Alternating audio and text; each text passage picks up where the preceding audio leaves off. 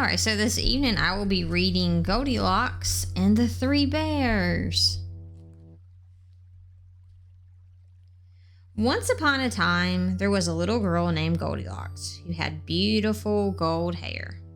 She lived in a little cottage right at the edge of the forest. One morning before breakfast, Goldilocks skipped into the forest to play. She soon strayed far from home and began to feel hungry. Just as she was thinking about going home, a delicious smell wafted through the woods. She followed it all the way to a little cottage. I wonder who lives here, thought Goldilocks. She knocked on the door, but there was no answer.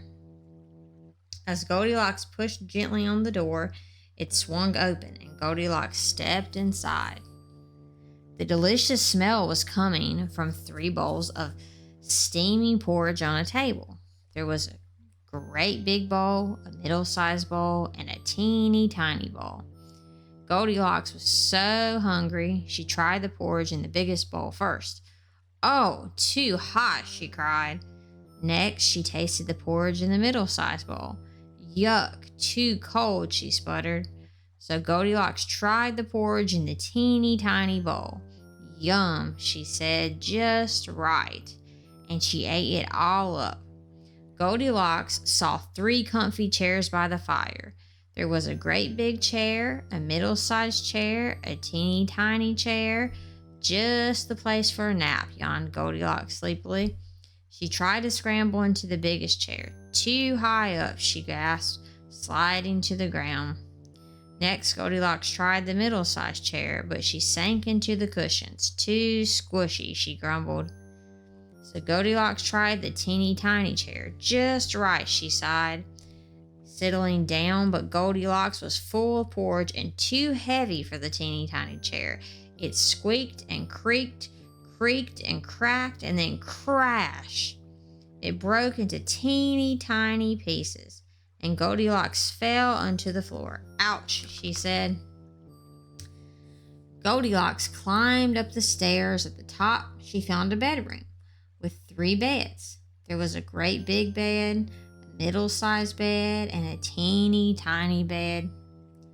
"I'll just lie down for a while," yawned Goldilocks.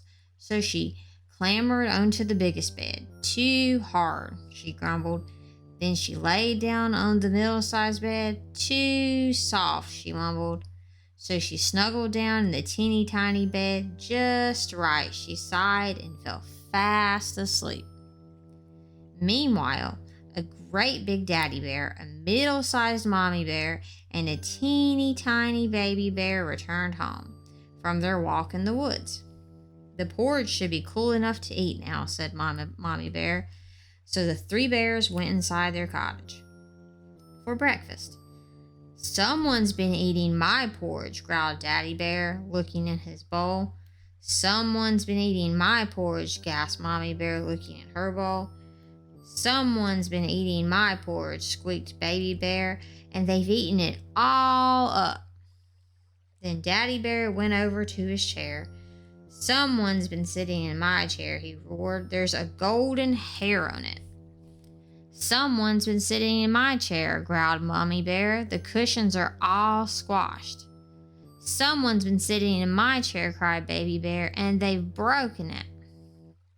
The 3 bears stomped upstairs. Daddy Bear looked at the crumbled bed covers. "Someone's been sleeping in my bed," he grumbled. Mommy Bear looked at the jumbled pillows on her bed. "Someone's been sleeping in my bed," she said. Baby Bear paddled over to his bed. "Someone's been sleeping in my bed," he cried, "and they're still here." At that moment, Goldilocks woke up. When she saw the 3 bears, she leaped out of the bed, ran down the stairs, through the door, into the woods, and all the way home. And she never visited the house of the 3 bears ever again. The end.